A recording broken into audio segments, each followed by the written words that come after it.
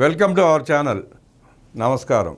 YSR Congress party మళ్ళీ మొదలుపెట్టింది వికృత రాక్షస రాజకీయ క్రీడ. రాళ్ళేద్దాం అనుకున్నారు. 19లో రాళ్ళేసి అబద్ధాలు చెప్పి అధికారంలోకి వచ్చాడు. ఒక్క ఛాన్స్ అన్నాడు, అధికారం చేపట్టాడు, ప్రజలకి శటకోపం పెట్టాడు. మళ్ళీ ఇప్పుడు మొదలుపెట్టాడు. కుల మత విద్వేషాలు రెచ్చగొట్టే యత్నం.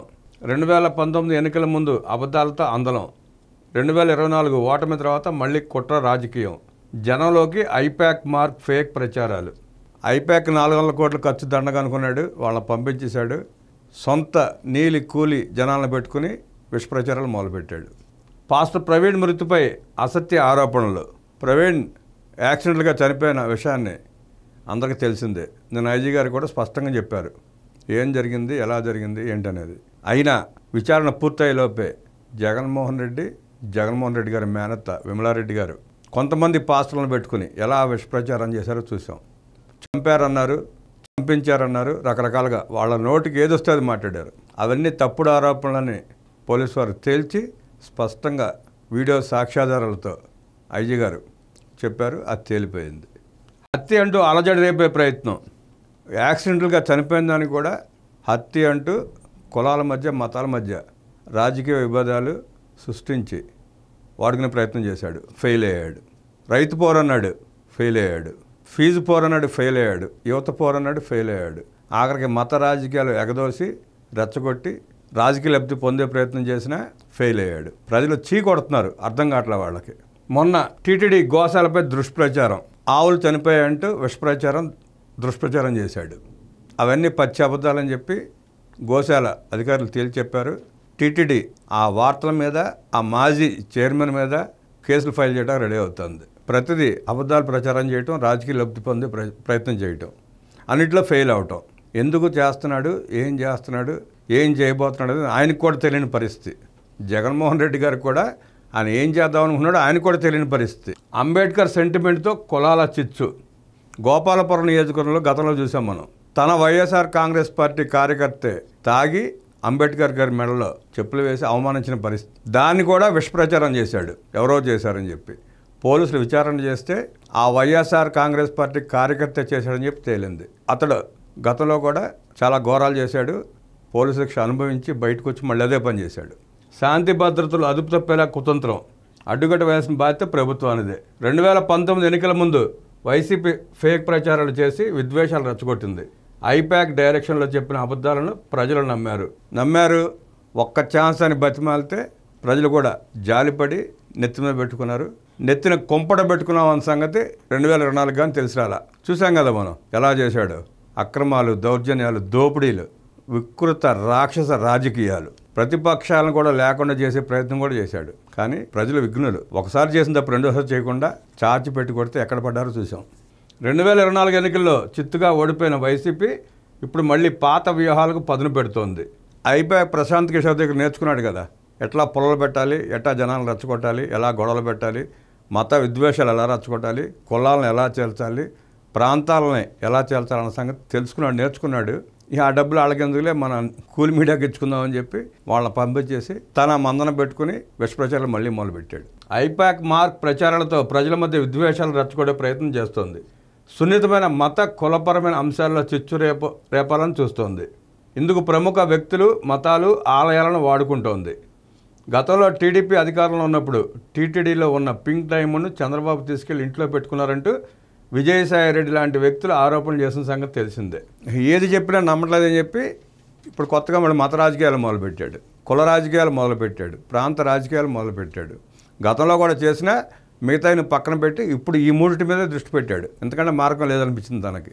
మళ్ళీ ఈ అంశాలు ప్రచారం చేయడానికి జర్నలిస్టుల ముసుగులో ఉన్న అనలిస్టులని, కూలిస్టులను తీసుకొచ్చి విషప్రచారం మొదలుపెట్టాడు. వాళ్ళు కూడా సమాజం పట్ల బాధ్యత లేకుండా తమకు వచ్చే పేమెంట్ కోసం ఇష్టానురీతిగా మాట్లాడుతున్నారు. చాలామంది మాట్లాడుతున్నారు, చూస్తున్నాం. కానీ వాళ్ళందరూ కూడా ప్రజలు బుద్ధి చెప్పే వాళ్ళ దగ్గరికి వస్తాయి. సరే, ఆనాడు పింక్ డైమండ్ గురించి ఎలా ప్రచారం చేశాడో, ఎలా లబ్ధి పొందాడో చూసాం. ఇందుకలా పింక్ డైమండే లేదు. విజయసాయిరెడ్డి లాంటి వ్యక్తులు కూడా ఇష్టానురీతిగా నోటుకొచ్చినట్టు మాట్లాడారు. జగన్ రెడ్డి అలా మాట్లాడిచ్చాడు. ఆనాడు టీటీడీలో ఉన్న ఒక పెద్ద ఆయన కూడా అలాగే మాట్లాడాడు. నోటికి అద్దు అదుపు లేకుండా మాట్లాడాడు. లేని పింక్ డైమండ్ని చంద్రబాబు గారు చంద్రబాబు గారికి అంటగట్టే ప్రయత్నం చేశాడు. ఇంతకీ ఏంటంటే ఆళ్ళ విచారణలో తేలింది పింక్ డైమ్ అనేది లేదు. బూందీ పోర్టులో తవ్వకాలు చేసి సంపద దోచుకున్నారంటూ ఆరోపణలు చేశారు. ఇది కూడా చేశారు గతంలో. బూందీ పోర్టులో అడుగునేదో నిధి ఉందని చెప్పి తవ్వేసి దోచుకున్నారని చెప్పి కూడా అల్లరి చేశారు. కొన్ని వేల మంది పనిచేస్తారు తిరుమలలో. ఆ బూందీ పోర్టు చుట్టూ పెద్ద వలయం ఉంటుంది, రక్షణ ఉంటుంది. నిస్సిగ్గుగా అయినా అబద్ధాలు ప్రచారం చేశారు. నమ్మినాడు కొంతమంది నమ్మారు. అయితే టీడీపీకి జరగాల్సిన నష్టం జరిగిపోయింది. ఆనాడు అబద్ధాలను కూడా తిప్పికొట్టలేకపోయారు. గాలివాగుళ్ళు వాక్కుంటుంటారులే, వాళ్ళ పాపాన వాళ్ళే పోతారని చెప్పి ఊరుకున్నారు. కానీ దాని మూలంగా నష్టం జరిగిపోయింది. బలంగా తిప్పికొట్టలేకపోవడం వాస్తవం. పట్టించుకోలే, పిచ్చవాగుళ్ళు వాగుతారు, గాలి మాటలు గాలికి పోతాయని చెప్పి అనే ఉద్దేశంతో ఉన్నారు. అదే ఏకుమేకై చివరికి అధికారం పోయే పరిస్థితి తీసుకొచ్చింది. ఆ గాలి మాటలు చెప్పి గాలివార్తలు ప్రచారం చేసి వైసీపీ లబ్ధి పొందింది. లబ్ధి పొంది ఏం జరిగిందో మనం చూసాం. ఎంత విధ్వంసం చేశారో చూసాం, ఎంత దోచుకున్నారో చూసాం, ఎలా దోచుకున్నారో కూడా చూసాం. ఒక్క ఛాన్స్ అని ఛాన్స్ తీసుకుని ముఖ్యమంత్రి అయిపోయి, కాకపోతే ఆయన స్పష్టంగానే చెప్పాడు, నాకు ఒక్క ఛాన్స్ మాత్రమే ఏమన్నా అని చెప్పి.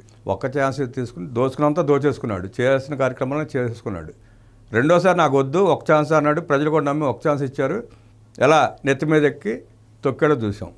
పాస్టర్ ప్రవీణ్ మృతిని అడ్డం పెట్టుకుని రాష్ట్రంలో హిందువులపైకి క్రైస్తవులను రెచ్చగొట్టాలని వైసీపీ ప్రయత్నించింది. వైసీపీ నేత జాన్ బెన్నీ లింగం హిందువులను ఊచకోస్తానంటూ మాట్లాడారు. ఈ ప్రయోగం చేశాడు, చూసాం. ఆ లింగం అనే అతను బైబిల్ పక్కన పెడితే నరికేస్తా కోసేస్తా అన్నాడు.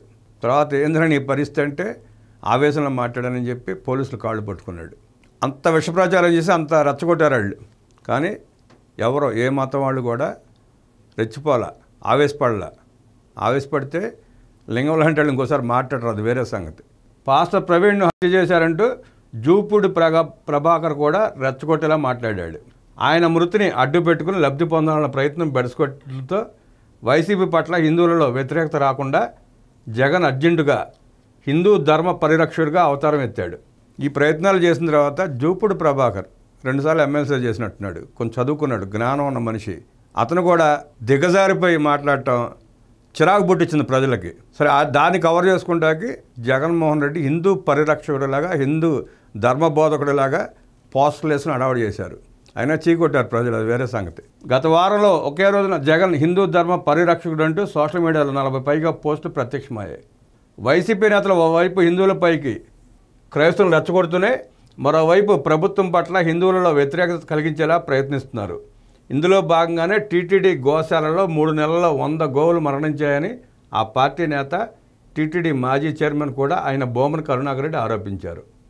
ఏ ఎత్తులేసినా పారట్లేదని చెప్పి హిందువుల మనోభావాలను రెచ్చగొట్టేలాగా, విద్వేషాలు పెంచేలాగా గోశాల మృతులంటూ ఎప్పుడో పాత ఫోటోలు, ఎక్కడో జరిగిన ఫోటోలు తీసుకొచ్చి ప్రచారం మొదలుపెట్టారు. దాన్ని ఖండిస్తూ టీటీడీ అధికారులు తీవ్రమైన చర్యలు తీసుకోవడానికి కూడా సిద్ధమయ్యారు. ఆ బోమన కరుణాకర్ రెడ్డి నాస్తికుడు, ఆయనకి దేవుడి పట్ల నమ్మకం లేదు. ఆయన్ని కూడా చైర్మన్ చేసి జగన్మోహన్ రెడ్డి ఎలా కుళ్ళు రాజకీయాలు చేశాడో మనం చూసాం. ఏలూరు జిల్లా భీమడోలు మండలం పొలసానిపల్లిలో ఆదివారం అంబేద్కర్ విగ్రహాన్ని గుర్తులేని వ్యక్తులు చెప్పుల దండ వేసిన ఘటన జరిగింది. దీనిపై పోలీసులు విచారణ చేస్తున్నారు. సోమవారం అంబేద్కర్ జయంతి నేపథ్యంలో విద్వేషాలు రెచ్చగొట్టేలా రాష్ట్రంలో ఇలాంటి ఘటనలు జరిగే అవకాశం ఉందని ప్రభుత్వానికి ముందే సమాచారం ఉంది. సరే, ఏ ఎత్తులో పారట్లా, కనీసం అంబేద్కర్ గారి కన్నా అవమానం జరిగేలా చేస్తే మళ్ళీ విద్వేషాలు రెచ్చగొట్టచ్చు, రాజకీయ లబ్ధి పొందొచ్చు అనుకున్నాడు. కానీ ఇలాంటి వాళ్ళని విచారణ పేరుతో కాలయాపన చేయకుండా కఠినంగా శిక్షిస్తే కానీ ఇవన్నీ కంట్రోల్ కావు. ఎస్సీ వర్గీకరణపై గప్చిప్. రాజీవ్ రంజన్ మిశ్రా సారథ్యంలోని ఏకసభ్య కమిషన్ ఇచ్చిన నివేదిక ఆధారంగా మార్చిలో రాష్ట్ర కేబినెట్ ఎస్సీ వర్గీకరణ బిల్లుకు ఆమోదం తెలిపింది. దానిపై ఇప్పటి వరకు నేరుగా స్పందించని వైసీపీ దొంగచాటుగా మతం పేరుతో అంబేద్కర్ సెంటిమెంట్తో ఎస్సీలను రెచ్చగొట్టేందుకు ప్రయత్నిస్తోంది. ఆ ఎస్సీ వర్గీకరణ గురించి నోరెత్తి ఎక్కడ మాట్లాడేది ఇంతవరకు జగన్మోహన్ రెడ్డి కానీ జగన్మోహన్ రెడ్డి నాయకులు కానీ పార్లమెంట్లో కానీ అసెంబ్లీలో కానీ బయట కానీ ఎక్కడ మాట్లాడలా. మళ్ళీ భయం, ఆ వర్గం ఓట్లు పోతాయేమోనని. ఎస్సీ వర్గీకరణ ఆ 2 వర్గాల మధ్య చాలా మంచి కార్యక్రమం, మంచిగా జరిగింది. ఎవరికి ఇబ్బంది లేదు. దానివల్ల మంచి ప్రయత్నం చేస్తే దాని గురించి మంచిగా చెప్పుకునే పరిస్థితి లేకుండా వాళ్ళ మధ్య విద్వేషాలు రెచ్చగొట్టి రాజకీయ లబ్ధి పొందామని ప్రయత్నం చేస్తున్నాడు. జరగదు కూడా. వక్ఫ్ బిల్లు పైన దొంగాట. వక్ఫ్ సవరణ బిల్లు సందర్భంగా వైసీపీ ద్వంద్వ వైఖరి పాటించింది. ఎన్డీఏకు బలమున్న లోక్సభలో ఈ బిల్లును వ్యతిరేకిస్తున్నట్లు వైసీపీ ప్రకటించింది. లోక్సభలో నాటకాలు ఆడారు, వ్యతిరేకిస్తున్నామన్నారు. కానీ అక్కడేమి పెద్ద ఖండించింది ఏమీ లేదు. వద్దు అన్న నేపథ్యం కూడా లేదు. అదే మళ్ళీ రాజ్యసభ వచ్చేటప్పటికి ఓటేసి మద్దతు తెలిపారు. ఎన్డీఏకి మద్దతు తెలిపారు జగన్మోహన్ రెడ్డి రాజ్యసభ సభ్యులు, వైఎస్ఆర్ కాంగ్రెస్ పార్టీ ఎంపీలు. దొంగాట ఎందుకు? ధైర్యంగా చెప్పొచ్చు కదా. ఎందుకు అంత భయం మీకు? మోడీ గారు అంటే భయపడి ఓట్లేశారా, లేదంటే ఆ బిల్లును సమర్థిస్తూ ఓట్లేశారా? మరి ఇక్కడ ఆ మైనార్టీలకు మీరు వెన్నుపోటు పొడిచినట్టే కదా. బయట మాత్రం వ్యర్థ ప్రాలాపనలు, మీటింగులు, మీడియా ముందు కూలి మాటలు. ప్రతిపక్షంలో ఉన్న అధికారంలో ఉన్న వైసీపీ కుట్రలు అబద్ధాలనే నమ్ముకుంది. 2019 ఎన్నికల ముందు అప్పుడు టీడీపీ ప్రభుత్వంపై ఎన్నో అసత్యాలు ప్రచారం చేసింది. వైసీపీ అసలు స్వరూపాన్ని తెలుసుకున్న ప్రజలు 2024 ఎన్నికల్లో చిత్తుగా ఓడించారు. ప్రతిపక్ష హోదా కూడా లేకుండా చేశారు. అసెంబ్లీకి రాకుండా ముఖం చాటేస్తున్న జగన్ మళ్ళీ ఫేక్ ప్రచారం మొదలుపెట్టారు. శాంతి భద్రత నిప్పుగా ఆజేసి రాష్ట్రాన్ని రావణ కష్టం చేయాలని చూస్తున్నాడు.